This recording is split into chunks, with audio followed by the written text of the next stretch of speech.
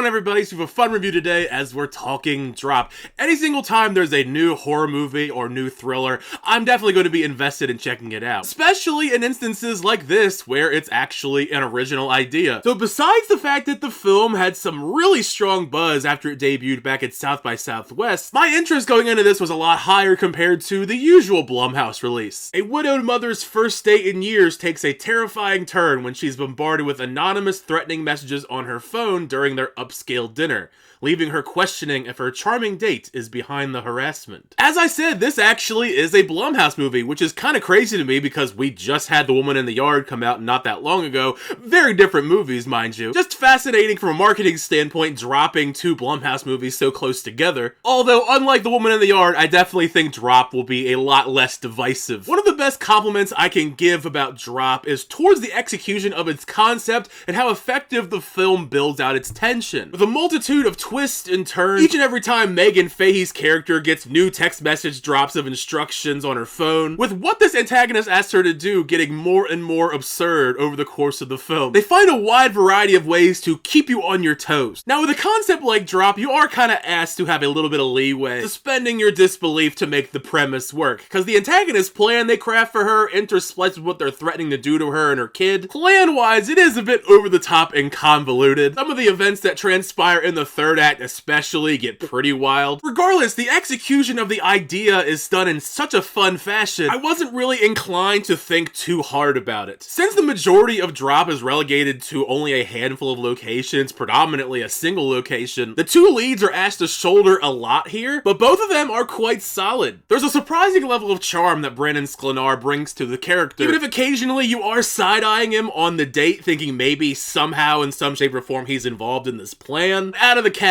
Meghaan Fahy's performance is the major standout here. She is fantastic, perfectly selling the messed up situation forced upon her and the nerve-wracking tension trying to survive, get to the bottom of who's sending her all these different text messages, all the while trying to be on this date with somebody. I mean, as far as bad dates are concerned, this has to be at least top 2, top 3 date situations. In the past, I've actually been a pretty big fan of Christopher Landon's work. More often than not, his films lean far more into the horror comedy direction, like Happy Death Day, Freaky. He was one of the co-writers on Hard Eyes, which came out earlier this year. Some of these Blumhouse guys, I gotta say, they are just cranking out content over there. Here in Drop, I was really impressed how he showcases a bit more range with his direction. Drop still has a nice amount of comedy in it due to the usage of rom-com elements, but leans far more into being a traditional thriller. A lot of this movie felt reminiscent to tense thrillers in the vein of Red Eye from Wes Craven. Just here in Drop, everything's far more tech-based. Landon's direction, how he decides to showcase these different drops, added some real interesting visual flair in what could have very easily been a pretty dull thing to watch over and over again, someone just looking at their phone and text messages. I thought it was pretty cool, all the different uses of different graphics to showcase the text messages that are being sent, along with some different lighting techniques, like the lighting getting darker around Meghaan Fahy while she's heavily focusing on something. For sure though, if you're going into seeing Drop, if it wasn't made already clear by the promotional material, I'm just going to say it outright. This is definitely not like a full-blown horror movie, something you would expect from Blumhouse with a lot of jump scares and creatures and stuff like that. So I wouldn't necessarily describe Drop as a scary experience. Most of this film leans far more into thriller tendencies than full-blown horror. And also there's a good blend of whodunit into the mix too. If you're someone that's craving a brand new tense experience, I think that Drop is going to be right up your alley. With all the different twists and turns throughout the plot that keeps you on your toes, it almost feels perfectly engineered to be a fun date night movie. Kind of experience where you do leave the theater tensed up,